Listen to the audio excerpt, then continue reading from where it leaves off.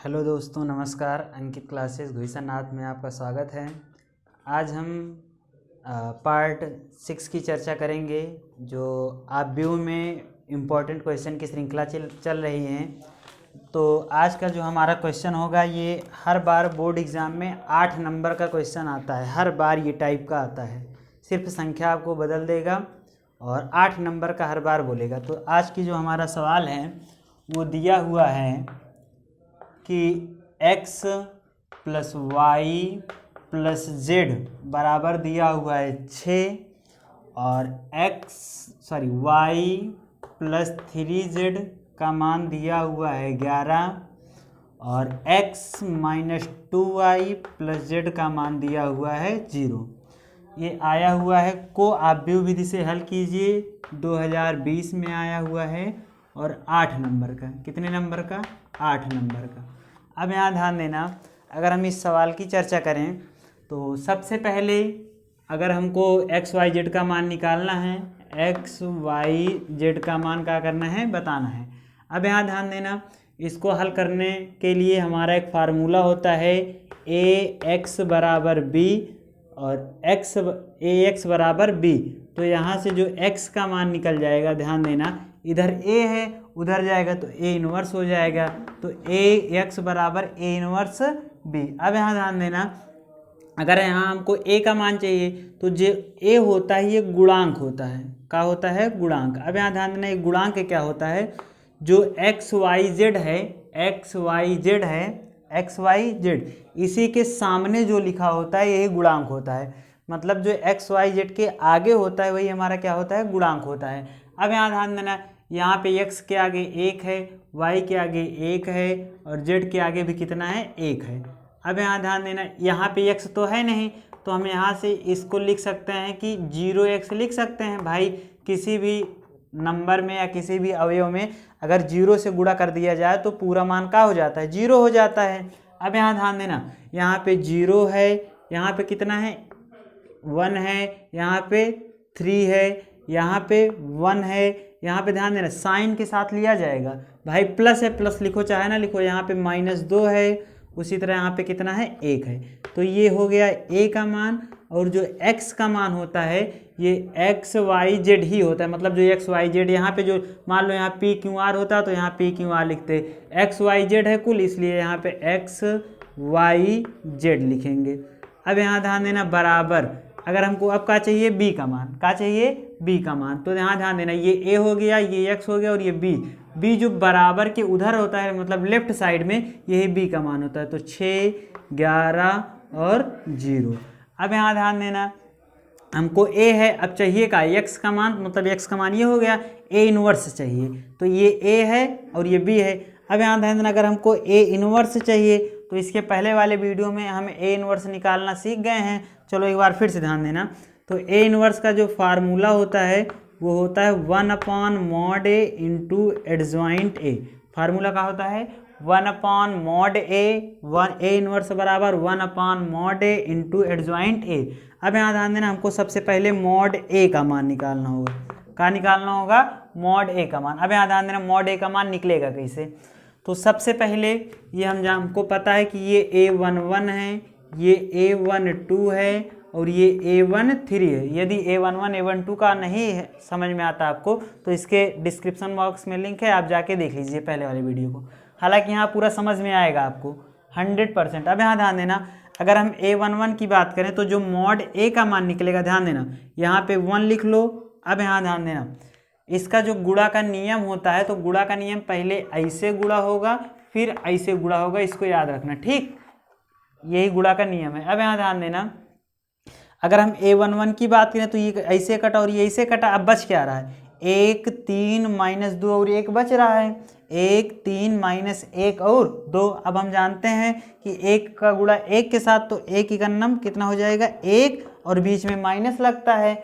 अब यहाँ -2 का 3 से गुणा कराएंगे तो 3 दूनी 6 और माइनस है तो माइनस है, तो लेकिन माइनस यहाँ का माइनस से और ये माइनस माइनस का हो जाएगा, +6 हो जाएगा। उसी तरह यहाँ ध्यान देना, a12 है तो 2 1 3, भाई 1 1 2 था तो सम संख्या होगी तो प्लस और प्लस लिखो चाहे ना लिखो। 2 1 3 विषम है तो इसलिए क्या होगा माइनस होगा। यहाँ पे 1 है 1 लिख लो। अब यहाँ ध्यान देना, अगर हम इसकी बात करें तो A12 ऐसे कटा और ऐसे कटा। अब क्या बच रहा है 0 1 3 और 1, 0 1 3 और 1। अब हम जानते हैं कि 0 का गुणा 1 के साथ, तो 0 का जब 1 के साथ गुणा कराएंगे तो 0 होगा, बीच में माइनस होगा। 1 तिक्के 3 होगा, 3 लिख लो। ठीक, उसी तरह यहाँ ध्यान देना। अब हम A13 की बात करें तो 1 3 4 होगा, 4 सम संख्या ए लिए क्या होगा प्लस होगा। अब यहाँ ध्यान देना, ये इसे कटा और ये ऐसे कटा। 0 का 2 से गुणा कराएंगे तो 0 हो जाएगा। ध्यान देना, 0 का 2 से गुणा कराए तो क्या हुआ, यहाँ एक ये वाला लिख लिए हैं। 0 का जब हम 2 से गुणा कराए तो 0 हो गया, बीच में माइनस लगाओ। एक ही करने में कितना हो गया 1 हो गया। अब यहाँ ध्यान देना, अगर हम मॉड ए का मान निकालें इसी में तो हल करें इसको तो 6 1 7, और जब हम 7 को 1 से गुणा कराएंगे तो कितना होगा 7 होगा। अब बीच में माइनस है, यहाँ ध्यान देना -3 में 0 घटाएंगे तो -3 होगा, और -3 का जब 1 से गुणा कराएंगे तो माइनस माइनस क्या हो जाएगा प्लस हो जाएगा, और 3 इकन्नम 3 हो जाएगा। उसी तरह यहाँ ध्यान देना, 0 में से घटाओ -1 तो यहाँ -1 बचा है तो प्लस माइनस माइनस, और 1 इकन्नम 1 हो गया। चलो 7 3 10 और 10 में से 1 गया 9, यानी यदि मॉड ए का मान 0 आ जाए तो ए इनवर्स नहीं निकलता। यानी अगर मॉड ए का मान 0 से ज़्यादा आ जाए या कम आ जाए तो उसका मान निकलेगा। तो जो मॉड ए का मान पाए हम कितना पाए 9। अब हमको क्या निकालना है, एक काम हमारा हो गया, मॉड ए निकल गया। अब की बार एडजॉइंट ए निकालना है। क्या निकालना है, एडजॉइंट ए। अच्छा, अब हम जानते हैं कि जो एडजॉइंट ए होगा, जो हमारा एडजॉइंट ए होगा, ध्यान देना, तो एडजॉइंट ए के लिए हमको सबसे पहले क्या चाहिए, एडजॉइंट ए निकालना है। तो एडजॉइंट ए के लिए सबसे पहले हमको A11 चाहिए। क्या चाहिए, A11 चाहिए। फिर क्या चाहिए, A12 चाहिए। फिर क्या चाहिए, A13 चाहिए। ठीक, उसी प्रकार हमको क्या चाहिए, A21 चाहिए। फिर क्या चाहिए, A22 चाहिए। फिर क्या चाहिए, A23 चाहिए। फिर उसी प्रकार हमको क्या चाहिए, A31 चाहिए। फिर A32 चाहिए, और फिर क्या चाहिए, A33 चाहिए।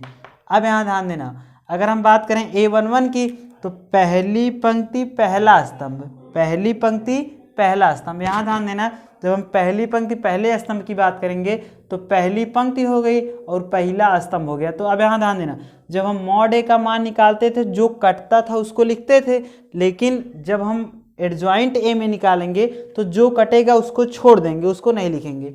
अब यहाँ ध्यान देना, हमारे पास क्या बचा, 1 बचा है, -2 बचा है, 3 बचा है और 1 बचा है। अब हम गुणा का नियम पढ़ के आए कि पहले ऐसे गुणा होगा फिर ऐसे, तो 1 इकन्नम 1 हो गया, बीच में क्या लगाओ -2 तिहाई 6, -6 माइनस माइनस प्लस 6 हो गया, तो 6 कितना हो गया 7 हो गया।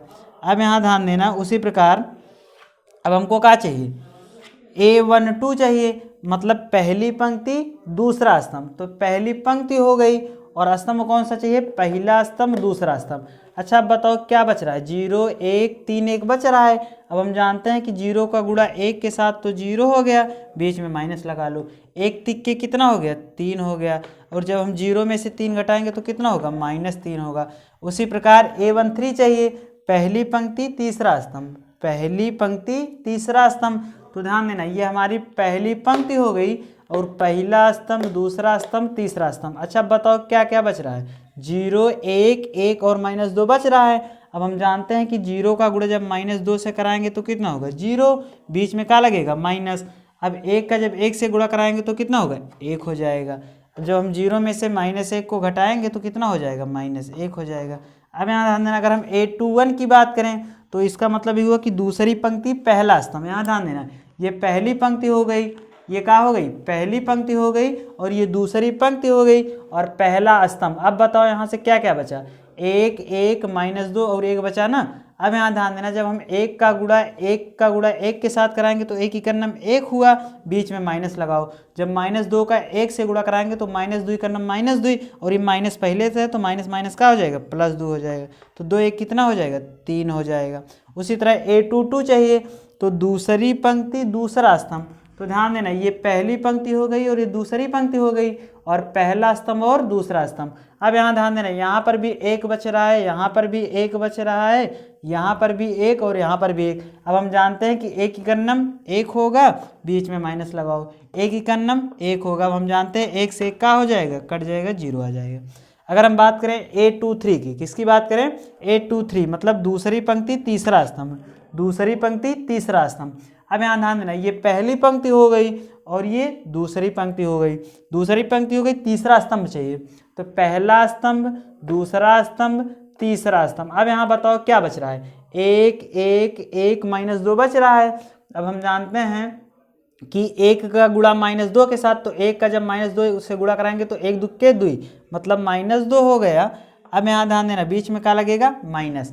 अब यहाँ ध्यान देना, जब एक का गुणा किससे कराएंगे, एक का गुणा एक के साथ, तो एक इकन्नम एक हो गया। अब जब -2 में से -1 घटाओगे तो कितना आएगा, -3 हो जाएगा। अब यहाँ ध्यान देना, जब A31 निकालेंगे तो तीसरी पंक्ति पहला स्तंभ, तो पहली पंक्ति हो गई, दूसरी पंक्ति हो गई, तीसरी पंक्ति हो गई, और स्तंभ कौन सा चाहिए, पहला स्तंभ। ये ऐसे कट गया ना भाई, तीसरी पंक्ति पे है पहले, दूसरी तीसरी पंक्ति पे, पहले स्तंभ पे। अब एक एक एक 3 बच रहा है। अब हम जानते हैं एक का गुणा 3 के साथ, तो एक तिक्के 3 हुआ, बीच में माइनस लगाओ, एक इकन्नम एक, 3 में से एक गया, कितना आ जाएगा, 2 हो जाएगा। उसी तरह A32 चाहिए, क्या चाहिए, A32 मतलब तीसरी पंक्ति दूसरा स्तंभ, क्या चाहिए, तीसरी पंक्ति दूसरा स्तंभ। अब यहाँ ध्यान देना, ये पहली पंक्ति हो गई, ये दूसरी पंक्ति हो गई, और ये तीसरी पंक्ति हो गई, तो तीसरी पंक्ति हो गई दूसरा स्तंभ, पहला स्तंभ दूसरा स्तंभ, ये कटा। अब हमारे पास बच क्या क्या रहा है, ध्यान देना, 1 0 1 3 1 0 1 3। अब हम जानते हैं एक तिक्के 3, बीच में माइनस लगाओ, 0 इकन्नम 0। अब जब हम 3 में से 0 घटा देंगे तो कितना आ जाएगा, 3 आ जाएगा। उसी तरह A33 चाहिए, तो तीसरी पंक्ति तीसरा स्तंभ, ध्यान देना, पहली पंक्ति दूसरी पंक्ति तीसरी पंक्ति हो गई, पहला स्तंभ दूसरा स्तंभ तीसरा स्तंभ, ये ऐसे कट गए। अब बताओ बच क्या क्या रहा है, 1 0 1 1 बच रहा है। अब हम जानते हैं कि ये ही नियम लगेगा, पहले ऐसे गुणा होगा तो एक इकन्नम एक हो गया, बीच में माइनस लगाओ, 0 इकन्नम 0 हो गया, 0 इकन्नम 0। अब यहाँ ध्यान देना, जब एक में से 0 घटा देंगे तो कितना बच जाएगा, 1 बच जाएगा। अब यहाँ ध्यान देना, अधिकतर बच्चे यही मिस्टेक करते हैं, जब यहाँ पे सम संख्या हो, यहाँ पे क्या हो, सम संख्या, तो साइन नहीं बदलेगा, और यदि विषम संख्या हो तो प्लस होगा तो माइनस हो जाएगा, और माइनस होगा तो प्लस हो जाएगा। ध्यान देना क्या बोल रहे हैं, लिख दे रहे हैं ताकि याद हो जाए। यदि सम संख्या हो, यदि सम संख्या हो, यदि सम संख्या हो तो चिन्ह नहीं बदलेगा, तो चिन्ह नहीं बदलेगा, नहीं बदलेगा।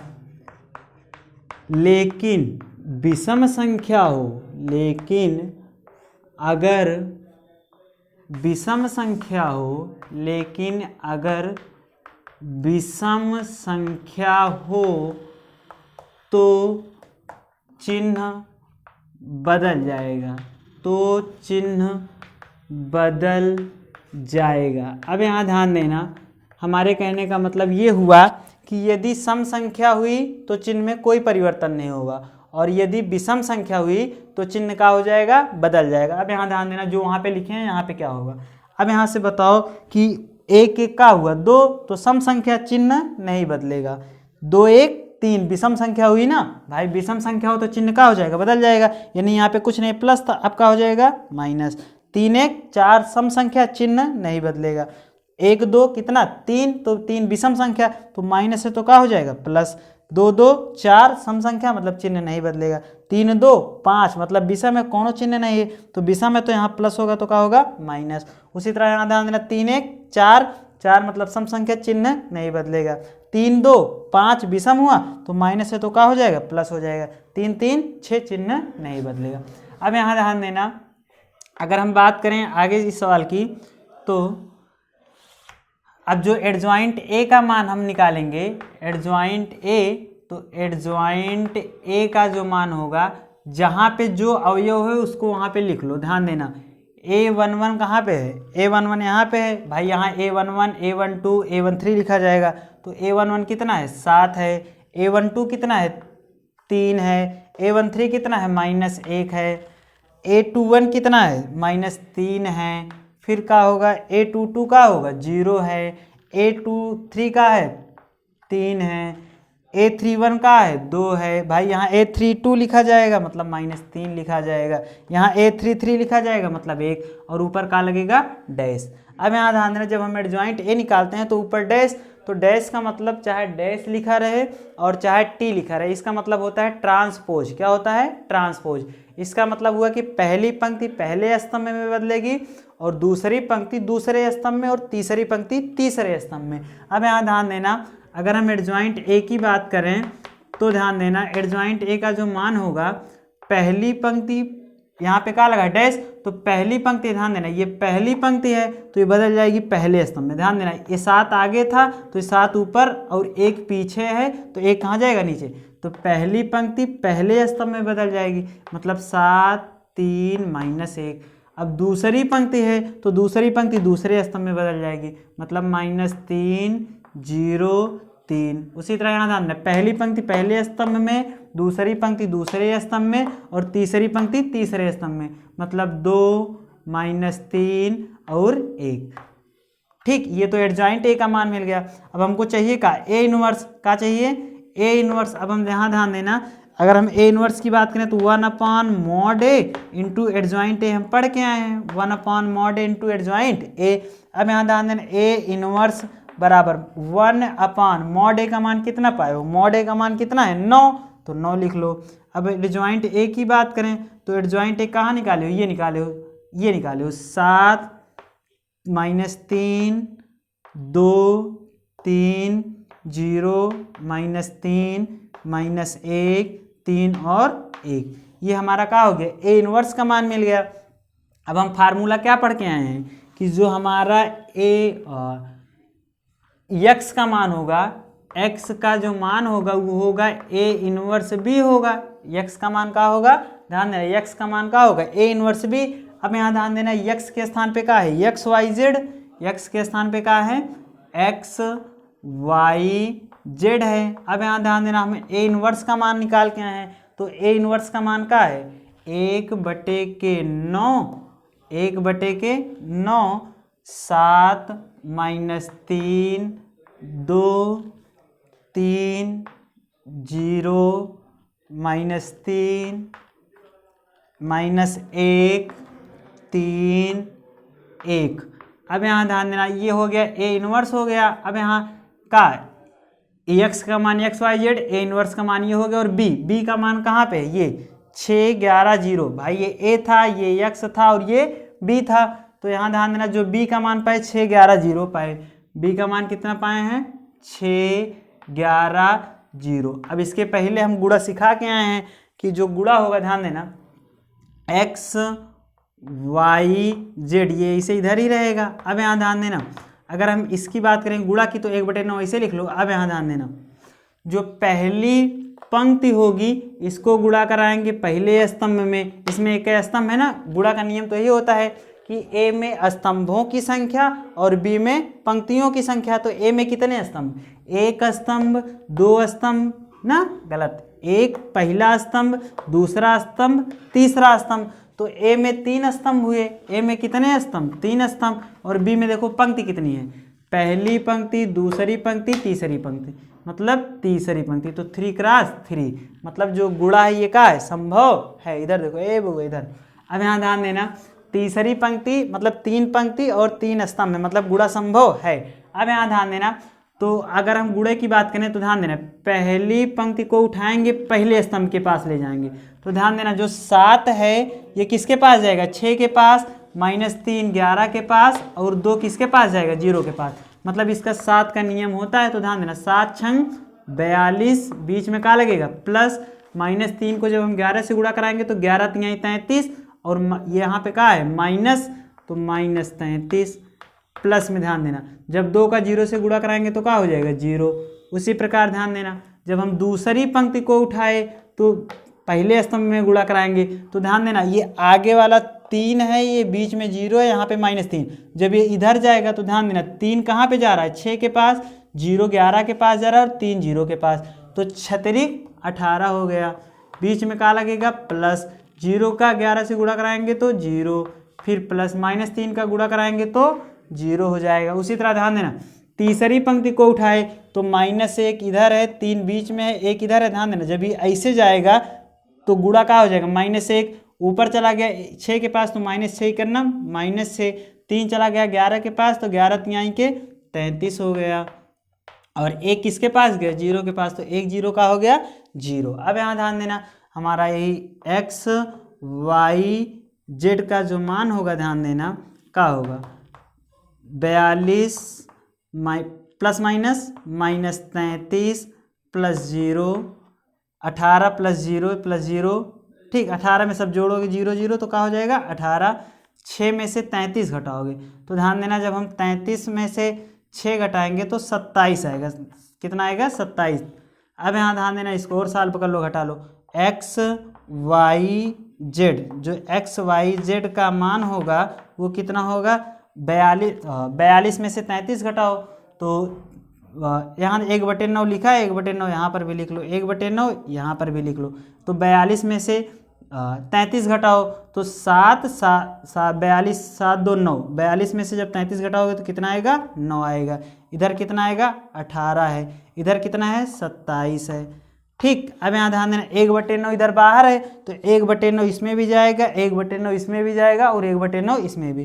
तो जो x y z का मान होगा, अब यहाँ ध्यान देना, जब हम 9 है, जब 9 में हम 1/9 लेके जाएंगे तो 9 से 9 का हो जाएगा भाई 1/9। ध्यान देना, यहाँ पे 1/9 लिखा हुआ है, जब 9 के पास गया तो 9 से 9 कट के कितना आ गया, 1 आ गया, यानी यहाँ पे हम 1 लिख लिए। उसी तरह यहाँ ध्यान देना, 18 है, जब 18 किसके पास जाएगा, 1/9 तो 1/9 तो 9 दूनी 18, यानी x का मान 1 और y का मान कितना आ गया, 2। उसी तरह 27 है, अब यहाँ ध्यान देना कितना है, 27। जब हम 27 में कितना लेके जाएंगे, 1/9, मतलब 1/9 यहूँ में गुड़ा, 1/9 यहूँ में गुड़ा और 1/9 यहूँ में, तो 27 गुड़े के 1/9 और 9 त्रिक 27, मतलब जो z का मान आया वो कितना आ गया, 3। मतलब x के आगे 1 है, y के आगे 2 है और z के आगे 3। यहाँ से जो हमारा आंसर आया वो x का मान 1 आया, y का मान 2 आया और z का मान कितना आ गया, 3 आया। x का मान 1 आया, या ऊपर यहाँ देख लो लिख दे रहे हैं, x का मान कितना आया, 1 आया, y का मान 2 आया और जो z का मान आया वो कितना आया, 3 आया। z का मान कितना आया, 3 आया। यही हमारा क्या होगा आंसर, यही बोर्ड में 8 नंबर का आया हुआ है। यदि आप चेक भी करना चाहो कि x का मान 1, y का मान 2 और z का मान 3 सही है कि नहीं, तो किसी भी इक्वेशन में लाके रख लो। अब यहाँ देखो हम प्रूफ भी कर दे रहे हैं। प्रूफ देखो 2 मिनट लगेगा। जब हम प्रूफ करेंगे तो ध्यान देना, x plus y plus z, x ध्यान देना यहाँ पे प्रूफ कर दे रहे हैं, x plus y plus z बराबर कितना दिया हुआ है, 6। x plus y plus z बराबर कितना दिया हुआ है, 6। अब हम जानते हैं कि x का मान कितना पाए हैं, 1 और y का मान कितना पाए हैं, 2। भाई y का मान 2 और z का मान कितना पाए हैं, 3। अब यहाँ ध्यान दो, क्या 6 आ रहा है, 2 1 3 3 3 6, 6 बराबर 6, नहीं ये क्या हो गया, प्रूव्ड। ये प्रूव्ड का चिन्ह है। तो ये बोर्ड एग्जाम में इसी प्रकार हर बार एक सवाल फिक्स रहती है, क्वेश्चन नंबर 7 में 8 नंबर का। तो पूरा वीडियो देखो, अगर एक बार में ना समझ में आया हो तो दोबारा देखो। हाँ, अगर वीडियो पसंद आए तो चैनल को सब्सक्राइब करना और वीडियो को लाइक करना। मिलेंगे नेक्स्ट वीडियो में।